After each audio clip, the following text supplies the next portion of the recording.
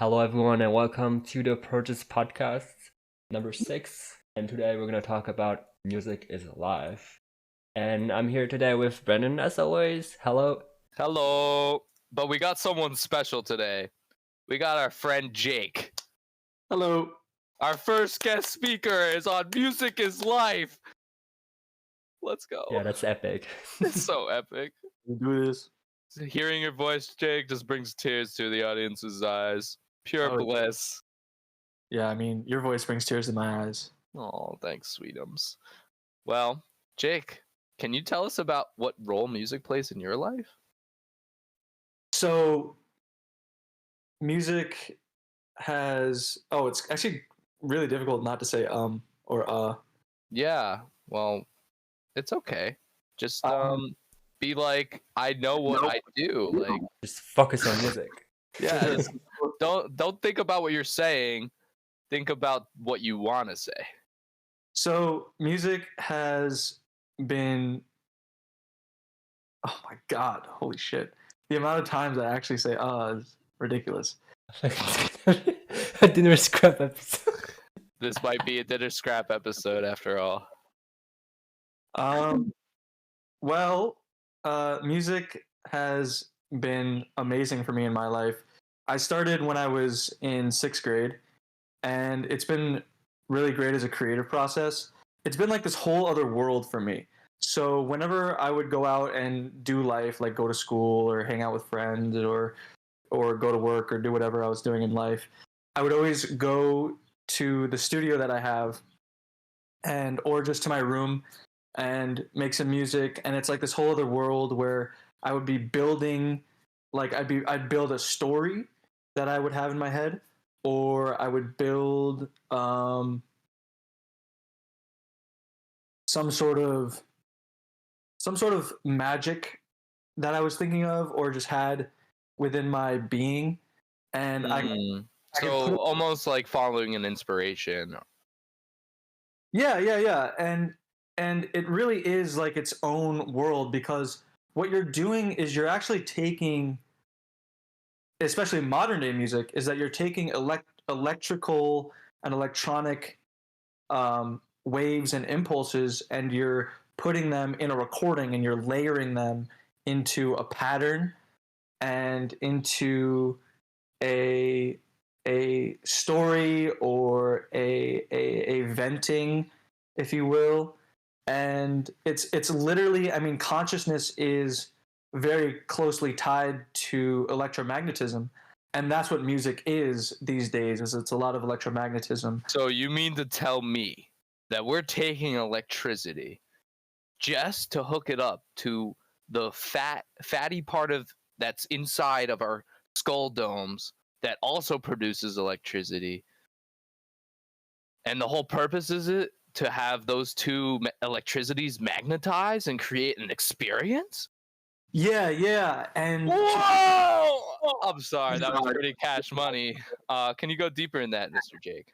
Yeah. So like sometimes I think that when I'm creating music, I'm actually like sort of making a second consciousness in a way, because I'm connecting my neurons and my thoughts and my emotions and whatever's going on in my psyche with this electronic impulse or these electronic pulses, and I'm creating a project that is illuminating some type of thing. I'm singing, I'm writing lyrics, I'm putting a story to something, and I'm basically creating my own being. And it's not to be taken literally, although you can take it literally, where I'm not actually creating... that song that you create, I think the word you're looking for is indeed an entity. Sure. So I am creating an entity, and it doesn't have to necessarily be conscious, but I like to think in my... Well, it still exists in the realm of consciousness, even if it itself is not displaying consciousness. Well, yeah, just right. Yeah, and I mean, I like to think in my imagination that it is like another side of me Well, that yeah. with. So why don't you talk about how that dwelling into this process, how that allows you to reflect on your own being, and how dwelling into these creations, further this understanding and connection. Well, what music does for me largely is like it bends my mind. So whenever I'm in a creative process, especially music, there's something about the sound waves and there's something about the rhythm that it changes my perspective on anything. So like if my perspective on a certain happenstance in my life is, let's say, sad or happy, I can almost bend it with music, and I can bend it to be like this dark, mysterious thing, or I can bend it to be this like joyous, uh, enlightening thing. And I can take these experiences and bend them in ways to where it can almost, like, a lot of times making music for me has been very psychedelic because I'm Well, I just wanted to add, is the psychedelic state induced by a flow state? oh yeah, for sure. Like, So would you like to talk about your experiences in the flow state and how they produce a psychedelic experience? oh yeah. So basically, I love. So I want to start off by saying I love working with guitar. I mean, like I mean, um, I basically, when I'm recording the music, I don't play guitar myself. I play a little bit, but I don't record the guitar. I play on the piano, and it transfers through a MIDI chord, and it transfers into the guitar sound. So I can pick any guitar sound, but I'm playing it on the piano. And sometimes I'll just like, and that's just my favorite instrument to go into the flow state, or favorite sound to go into the flow state. But when I throw on a beat that I made, or I throw on um, a series of rhythms, and then I just play it on a loop. And what I love doing, my favorite thing to do is to go into a flow state by just playing that loop, and I'll just like freestyle in my head. And when I freestyle, or I'll freestyle out loud, and when I freestyle, um, I'm not always coming up with tangible words. Sometimes it's just sounds that I'm saying, and or sounds that I'm making, and it's just all about the rhythm and the phonetics. And Can you when define phonetics? phonetics is like the uh, the sounds that you're making, it's like the specific sounds that you Or make. produced? It's like the breakdown of words. So like the F sound, like f, is a phonetic. Okay. Yeah, and so sometimes it's just phonetics, and when I'm and that gets me. That is like my flow state happening, where I don't always have to come up with words. I'm just coming up with like these bending of experiences, and So you're more so focused on the vowels produced, is what you're saying. exactly, or the consonants. And when I'm bending these experiences, and I'm also bending the language. And so when I'm bending the language, I'm just saying these sounds. I'm just making these sounds, and it gets me into this flow state. And what's happening is that like my brain chemistry is changing in ways. It's pushing itself to go to increase in neurotransmitters or decrease in neurotransmitters in some places. So what you're exemplifying in this moment is the neuroplasticity of the flow state and how creativity allows us to branch new connections of neurons within our neural network. Right, exactly. But there's also different kinds of flow states. So that's one type of flow state. The other type of flow state is when your brain chemistry sort of focuses, and the usual pathways that are made um, are just flowing in a well-oiled way. So to peak fluid- efficiency almost like. yeah, Right. peak efficiency of your already made brain. So what you're saying is the flow state is meta. Yeah, and it um it can be both. And my favorite is usually an in between, but usually when it's like the brain chemistry that I already have isn't as efficient. Like, but what I love doing too, honestly, actually, the most is getting that little bit of creativity to where I'm bending an experience that I had, and then I'm flowing it in peak efficiency. So I already have those connections wired, and then I flow it in an efficient manner. And Well, something I was gonna bring up was when you were making beats and how that connects to the electricity, like the nodes that are going off in your own brain. You know, certain sounds and frequencies activate different parts of the brain and light up different parts of it. And that has to go into what is produced during this flow state, because you're locked into this certain, vibe and frequency. So that energy is going to be, activated in different ways, while depending on what music you're, dwelling into and what kind of message you're trying to produce from that. right, right. Uh, yeah.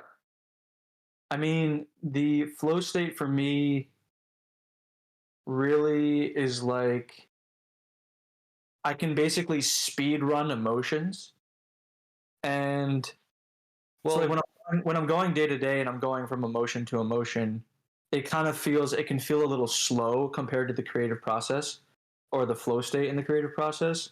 And when I'm in that flow state zone, I'm going through those emotions and I'm going through like all of them kind of at once or in a shorter time frame, so it like feels like it's all at once.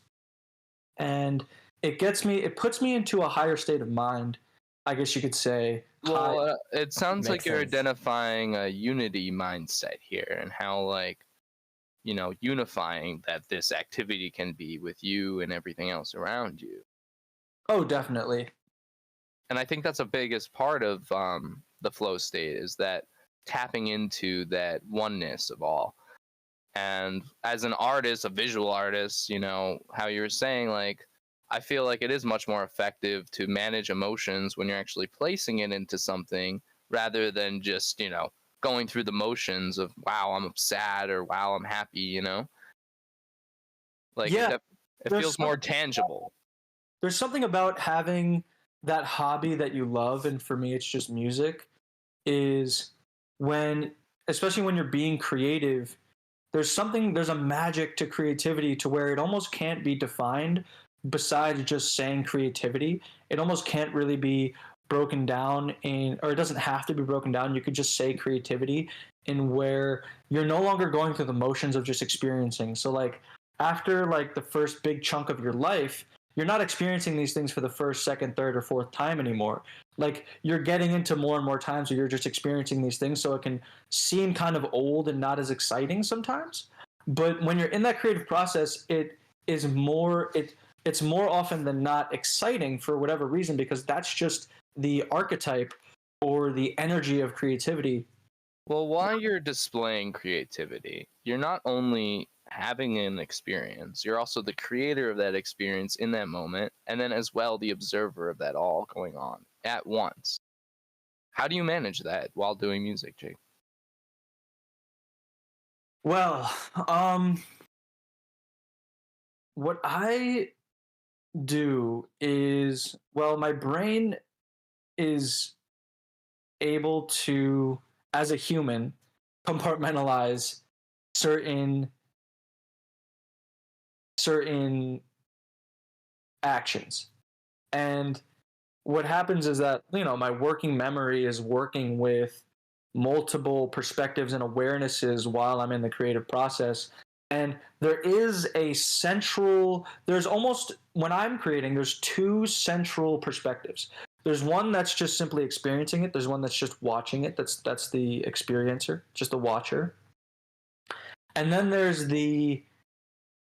I guess you could call it the thinker, where the thinker is like, or the actor is like getting into these themes of different artists or different inspirations. And it's almost like acting out or playing with the idea of being certain inspirations. So, like, for example, when I was younger, uh, when I was in like middle high school, I was really inspired by Billy Joel, and so whenever I would want to make a song where I was open to having a Billy Joel element, I would be like, when I was playing the piano, I would picture myself having that sort of Billy Joel flavor, where I would like almost become sort of a character in my head. And while I was creating, that character would channel itself into the instrument that I was playing or into the music that I was editing. And those are like the two, that's like a central awareness for me while I'm creating. Um, That's really powerful, Jake. yeah, yeah. It was like it's very channeling, and it allows for me to have this rock. So it acts as like a rock, as something that I can go back to. So whenever I'm creating, I can go back to this actor, this character that is playing these certain roles. And it is like its own little personality when I'm creating. And it's it's like a little hub that I go to. So while I'm making music and making melodies and rhythms and polyrhythms and chords and drums, those are like the tangents or the strings that are forming into this project or multiple projects or ideas. But then what I do is I can retreat or go back to, as a touchstone, this place that is like its own little studio in my head, where I am a character and I'm like this. It's like make your own character. And So, not to cut you off, Jake, but when you're making a character, and is this the same character throughout all your music, or do you change like which character you're is at the forefront, or do you show how these characters interact in any of your music? So this character is generally like the same character, because it's almost like I'm using a part of my brain or a part of my awareness to be an actor, and this actor is still a stable somebody who is the same thing, what that is the same thing throughout.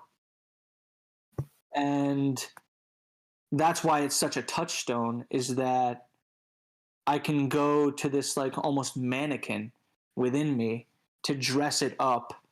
And as I'm dressing it up, it helps me channel and manifest what I want into the music. Uh, what were some of the other questions that you asked? Well, okay, so it sounds like that you're activating the ability to channel this personality throughout your music, right? That's what you're alluding to. Right. And so, say, is this something that you're channeling, something that is deeply in tune with you, or is this something that you feel that is just a product of your imagination? Like, I think this is something that's deeply tuned to me. well, that's what it sounds like. I just wanted to clarify. And so, when you're channeling, I guess the inner artist within you, this character that you can't even describe through concept, we can call that your soul, or your source of inspiration, or just this artistic center in which all your inspirations are, I guess, melting together like a stew. And I guess for the visual people out there, every time Jake's cooking in the studio, he goes into this pot of stew and he pulls out some of that and he puts that in the dish, and then he's like, bam, some fire. Am I understanding this correctly? Yeah. Okay, sick.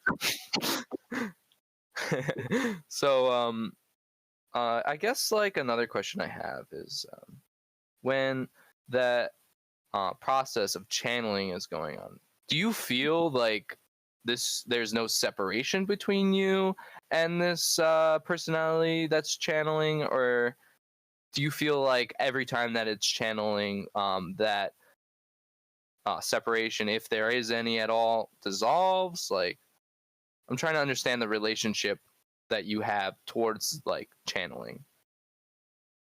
So, in terms of me and this, in terms of this personality and I don't. So I feel I both do feel a separation and I don't feel a separation. I feel in different places. I feel a separation between the awareness slash experiencer and this actor, this artist personality. We'll call it the artist. And so the awareness and the artist feel separated. Almost Yeah, because one is the experiencer and one is the awareness of that. Yeah. right. So one is watching it and one is doing it. Hmm. And those are separate entities. And then the artist and the art are not separated. Like those are directly connected. Those are even the same thing. Well, The artist can get so. I've gotten so into some of my songs that I have felt at one with the song, with the music, and it's just this feeling that is so profound because it's almost like when you hear it out loud. When I almost say it out loud, it feels simple or it feels kind of trivial or not so special. But when it happens, it's such a special thing to where my ego is dissolving and my ego goes completely away. And this directly relates to the flow state is that this actor is becoming the music, and this actor is a lot of what of me. It's who I am, and it's becoming the music, and I'm almost becoming a song. And that's another thing too, is that when I'm making art and I'm making music, the each song becomes like I've been doing it for so long and I'm so into it and it's such a passion of mine that each song is a part of me. It's I my feel the same way with my art. yeah, and I know you can relate to that. So I guess want to bring up an interesting point that a lot of people say, just in like creativity in general, is like you have to separate the art from the artist. And here we're saying that we're deeply in tune with our art and the product that we are producing from the state. Well, I think like a big reason why people say that is that art is a creative process. And so people are going to be saying and doing things that aren't akin to their natural personality. And so they're going to be, things are going to be happening that are maybe off the cuff or a little tangy. Well, one way that I look at it is that that tanginess, you know, that sourness that maybe one artist has, and that could be anything that is off-putting to one, and that could be their actions or the way they display something, or you know, the product itself. Like they might just not find it valuable or inspiring. And I guess what to say about that is it's important to recognize that all of that went into making the art. And once the art is made, it's a public thing. Like people are allowed to look at it, and it's their own experience when looking at it and experiencing the product produced. And that's why I feel like the separation comes in there when you're like, okay, that was their experience. They made it. And now I'm having this experience. And it could mean completely different things for the artist, and it can mean completely different things for the viewer, the person who's, you know, imploring this art. And I guess what I'm trying to get at with that is that these things are not always public either. Some people never release their stuff, and then that's when it's really just the artist. But once you let it out in the public, it becomes a whole new monster. It's the same animal, a different beast. So do you want to talk about that? I don't know, V, you got anything with that? Well, I'm just thinking of just the ego perspective of it. Like you've been alluding to from my perception of how you don't have to be, I mean, you have to be identified with it, but not really at the same time. Like, the best is to not be identified, but since the art and the artist are really tied things, then of course they're going to be identified. But my point is that there needs to be space still, because there's better space. Well, I think it's a matter of preference. So when you release it out to an audience, I think there's two different worlds. And the way that reality seems to work is that a lot of things can be paradoxical and yet they can still function together. And what's paradoxical about this is that the art can be two things at the same time. It can be in two places at the same time. It can be both an extension and one with the artist, but it can also be separated from the artist. I think it's a preference of what you are as a viewer at that time, to where it can be based on your comfortability level. So if you're observing a piece of art, you don't if you don't want to be so connected to the artist and you want it to be your own experience, or you want it to have you want to have your own take on it, then you can see it in the world where the art is separated from the artist. But if you are viewing it and you want to see it as an extension of the artist, and you really want to see it as a connection, and like you're seeing the artist through the art and you're feeling connected to the artist, then you can see it more through the artist's perspective, or I guess you could say our perspective as artists, to where we're one with it, and you can see yourself as becoming one with the art and the artist at the same time, because you're experiencing that extension. And some pieces of art, you can really feel that, whether it's based on personal experience or a certain type of knowledge you have of the artist. And sometimes it's more so a feeling. You're not really sure if you are directly connecting to the artist or not, but you're still sort of dancing on that world of the art and the artist are the same, because you really feel like you want to connect with the artist. Like, and not to go on too much of a tangent, but not to talk too much, but when you're looking at historical pieces of art,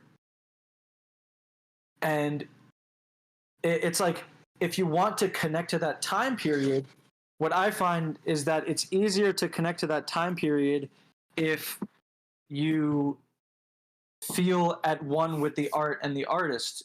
And when you feel at one with the art and the artist, it's almost like you're going through time travel into that historical period through the art. This is interesting because before this episode, I had tried to show V some Bach and some other good old composers like Beethoven and stuff. I know them already. Well, he knew them already. So, do you want to talk about it because you're such a professional, then, V?